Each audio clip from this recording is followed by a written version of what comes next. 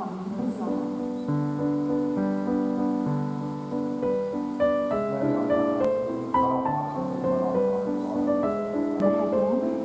Assalamualaikum warahmatullahi wabarakatuh. Pimpinan menyambut rahmat dan karunia kita dapat hadir bersama dalam acara Gebiar Lunas PBB Kedua Kabupaten Pati tahun 2020 dan pemberian Depres Percepatan Lunasan. Badan Pengelolaan Keuangan dan Aset Daerah Kabupaten Pati menggelar Gebiar Lunas PBBP 2 tahun 2020 dan pemberian door prize percepatan pelunasan pembayaran PBBP 2 periode 2 di Pendopo Kabupaten Pati Senin pagi.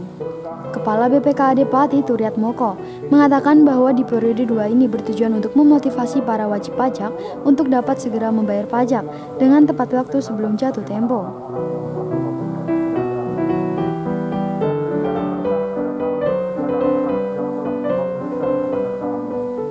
Tentu perkenankan kami akan menyampaikan laporan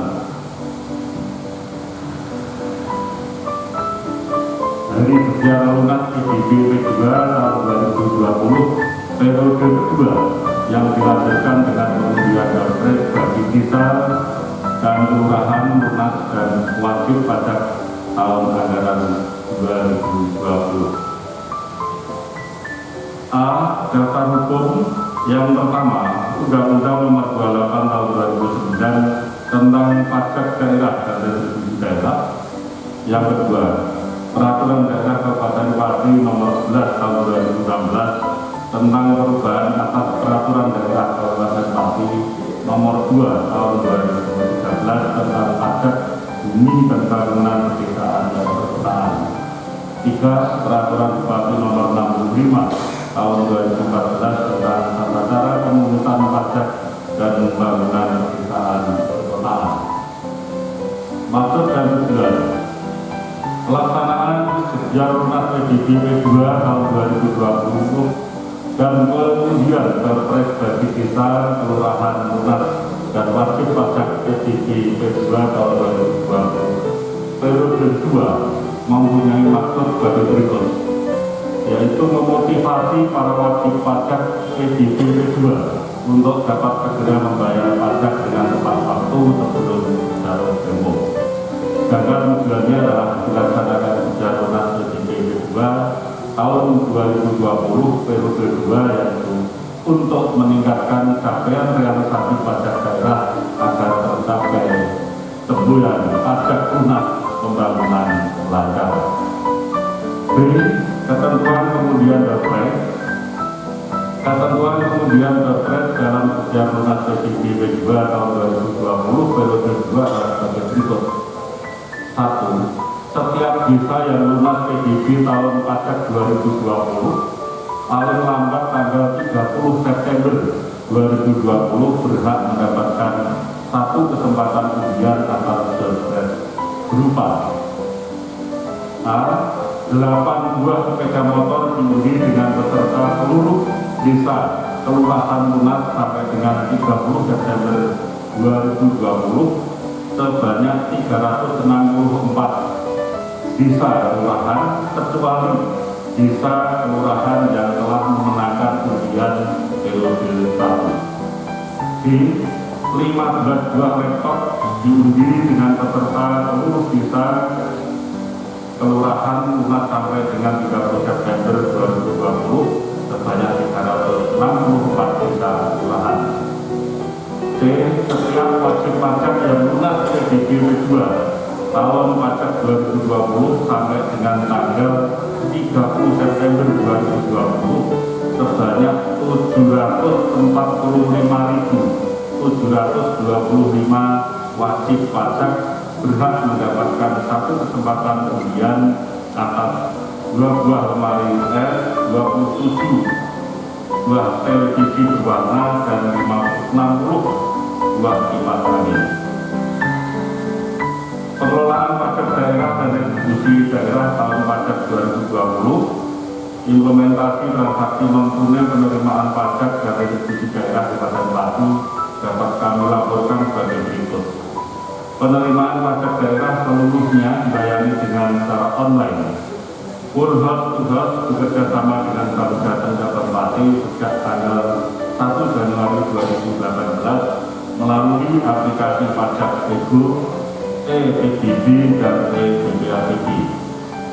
3. Pembayaran PBB P2 dapat dilakukan melalui Indomaret dan Tokopedia dengan adanya kerjasama antara PT Bank Jateng dengan Indomaret dan Tokopedia bertujuan agar tidak ada lagi masyarakat yang terlambat membayar PBB P2 atau bahkan lupa.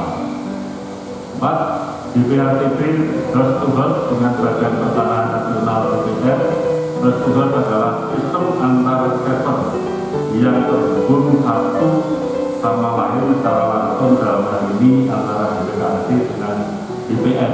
Adapun yang diharapkan dari sistem ini adalah tertibnya administrasi dan database terkait pertanahan dan terjadi peningkatan atau optimalisasi pendapatan daerah khususnya dari sektor PBB 2 dan BPATB.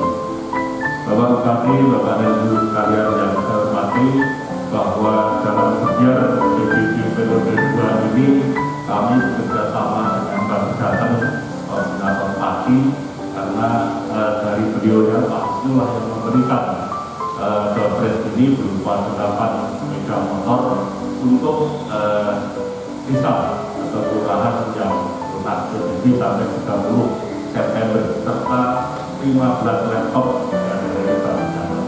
Saya ucapkan terima kasih Pak Wisnu atas dompetnya bagi kegiatan PBB kedua di Kabupaten Pati. Kemudian juga kami laporkan kepada Pati bahwa sampai dengan hari ini, pagi ini tadi, syukur alhamdulillah Kecamatan Pati Kota sudah bisa melunasi kesembuhan. Saya ucapkan terima kasih kepada Pak Camat, Pak Didi yang telah berupaya, dan ini merupakan mungkin sejarah yang Kecamatan Pati Kota lunas PBB itu baru tahun ini, Pak. Saya ucapkan terima kasih. Keempat, sosialisasi sejak menjadi pajak PBB menjadi pajak daerah tahun 2014 telah dilaksanakan sosialisasi PBB di seluruh wilayah kecamatan di Kabupaten Pati. Yang kedua, pada acara kerja lunas PBB 2 tahun 2020 periode 2 yang diharapkan dapat dilaksanakan setiap tahun dengan maksud untuk meningkatkan kesadaran masyarakat dalam kepatuhan membayar pajak. Untuk implementasi transaksi non-tunai penerimaan pajak dan retribusi daerah, lanjut Turi, seluruhnya dilakukan secara online, full house to house bekerjasama dengan bank yang ditunjuk. Sejak 1 Januari 2020, melalui aplikasi pajak Ego, IPBB, dan IBPHTB. Sisanya ini lebih banyak yang kemarin, Jadi, kenapa pajak ini kita pacu, bukan semata-mata itu PAD, tapi memberikan pemahaman pada masyarakat terhadap kepatuhan. Kalau masyarakat bayar pajak itu bagian daripada taat kewajiban terhadap pemerintah, karena sumber pendapatan negara ini yang paling besar adalah pajak. Pak Niko itu kalau misalnya ada yang nggak beres, mesti anak gue yang dicari-cari untuk pajak di luar PBB. Jadi kalau kita ukur dengan pendapatan negara ini, kalau tanpa didukung dengan pajak, dan banyak ya daerah-daerah yang bersumber dari pendapatan pajak, dengan adanya COVID ini sangat terganggu. Utamanya adalah seperti di kota-kota besar, seperti di DKI, itu pasti terganggu karena pendapatannya adalah menurun. Dan alhamdulillah Kabupaten Pati ini bertumbuh pada pajak memang tidak seberapa. Kalau dilihat dari jumlah yang ada, ketetapan kita hanya 21 miliar sekian dari PBB ini. Kemudian juga dari pajak-pajak yang lain itu cukup banyak menopang terhadap pembangunan di Kabupaten Pati. Jadi saya ucapkan terima kasih kepada Pak Camat. Nah, apapun tidak hanya sekedar kita itu menopang untuk pembangunan, tapi peran serta, karena apapun ini kembali kepada masyarakat secara luas. Karena dari pendapatan yang ada kita kumpulkan, kita bagi lagi untuk pembangunan yang dinikmati oleh masyarakat. Namanya adalah jalan, jembatan, kemudian drainase dan lain-lain. Ini semuanya adalah kembali ke sana. Ya, mungkin ada yang langsung menerima manfaat. Kalau hari ini ada mendapatkan undian, itu kan tidak semua. Hanya pemacu, memacu agar semakin semangat. Dan saya juga mengucapkan terima kasih Pak Camat. Pati mana tadi? Oh iya, ini kok bisa lunas di caranya. Mau tombol ya kok nggak ada. Karena kemarin memang saya ada laporan ke BPKB, saya juga dapat tulisan. Kemudian saya suruh menginventarisir, kita bentuk tim, termasuk Pak Borjo. Ya, saya suruh bentuk tim, kemudian dicari di mana letaknya orang-orang yang tiap tahun orang bayar ini tinggi. Nah, kudune Pak Petinggi itu tahu, Pak Lurah tahu. Karena kalau tanah dibiarkan tidak bayar pajak, apalagi dibersihkan saja enggak, juga kalau diambil orang baru kumok-kumok, kan itu. Jadi oleh karena itu, ya upaya-upaya yang dilakukan, kita ucapkan terima kasih, kita berikan apresiasi yang cukup tinggi, karena selamanya memang nggak pernah lunas. Ya, mesti paling enggak masih sisa, paling enggak sampai dengan ya ratusan juta tiap tahun. Tapi kalau Pak Camat ini punya kiat yang dilakukan, ya kami berikan apresiasi yang cukup tinggi. Mestinya Pak Turi ada perhatian khusus, ya, berikan tambahan anggaran ya paling enggak. Nah, ya, karena sudah susah payah kan itu. Karena camat yang lunas itu kita berikan tambahan anggaran, hadiahnya tambahan anggaran. Jadi bukan sepeda motor dipakai untuk bisa sama wajib PBB. Jadi ya yang kita harapkan adalah langkah-langkah. Kalau bertahun-tahun kok nggak lunas, kita cari saja persoalannya apa. Orang sih direni. Dulu saya pernah itu, dan ini Pak yang koridor belum pernah nggak lunas. Dikira tak tahu bahwa padahal nggak itu. Ada satu yang dipakai untuk 1-2 orang, sing diiri. Yang termasuk juga orang kaya, tapi kategori tanggungan pajak susah juga paling. Ya selama 1 minggu itu tak tunggu terus, aku tak boleh kondo rumah. Nah omah itu tak putus ya. Nah rumah itu, ini Pak Camat datang masih ngerti itu. Rumahnya itu berbatasan dengan Kudus, nggak pernah lewat di Pati dia. Belanjanya di Kudus, perginya di Kudus, tapi asetnya di Pati luar biasa. Nah, di daerah Tanjung, Baturejo, itu banyak sekali. Bahkan mungkin ya tanah itu tidak hanya puluhan hektar, banyak. Akhirnya saya sanggup di sana, hampir 1 minggu baru ketemu. Ya obat-obat, terus akhirnya dikasih. Dan setelah itu lunas yang lain akhirnya ikut. Karena apa? Karena apa itu tinggu irinan tadi, pokoknya suci berapa bayar pajak. Jadi ini salah satu kiat-kiat yang pernah kita lakukan. Sama punya kiat tersendiri. Nanti yang nggak lunas, Pak Dorjo, terus Ayu, ya Yang belum lunas tadi ya Pak Suri ya. Mas Berjo kan Tayu pernah lunas zamannya Pak Sino, pernah lunas. Mana Tayu? Mas tambah umum, jadi tambah umum. Yang satu sudah RSK. Loh. Oh RSK nanti kan enggak kemarin ini udah ditambah kok. Itu persengketa RSK timbang di apa itu rebutan itu kan sudah ada keputusannya, sudah milik yayasan. Sementara, Bupati Patih Haryanto yang mengikuti acara tersebut bersama dengan Wakil Bupati Saiful Arifin dan Sekda Patih Suharyono mengatakan betapa pentingnya memacu pelunasan pajak hukuman semata untuk meningkatkan pendapatan asli daerah saja, melainkan untuk memberikan pemahaman kepada masyarakat tentang kepatuhan.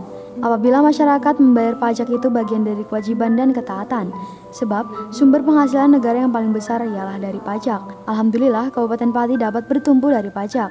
Meskipun secara nilainya tidak seberapa, apabila dilihat dari pendapatan hanya 21 miliar, bila ditambah dari pajak yang lain, cukup banyak untuk menopang pembangunan di Kabupaten Patih. Bupati pun mengucapkan terima kasih atas peran semua pihak dalam memacu pajak ini, sebab bagaimanapun pajak yang telah dibayarkan penggunaannya akan kembali lagi kepada masyarakat. Dari pendapatan pajak yang ada dapat dikumpulkan, lalu dibagi lagi yang mana akan digunakan untuk pembangunan. Setelah itu hasilnya pun akan dinikmati oleh masyarakat, utamanya ialah pembangunan jalan, jembatan, drainase, dan seterusnya. Oleh karena itu, Bupati mengatakan bahwa PBBP 2 bukan merupakan PAD terbesar. PBBP 2 bisa lunas sebagai bentuk pembelajaran tentang kepatuhan masyarakat.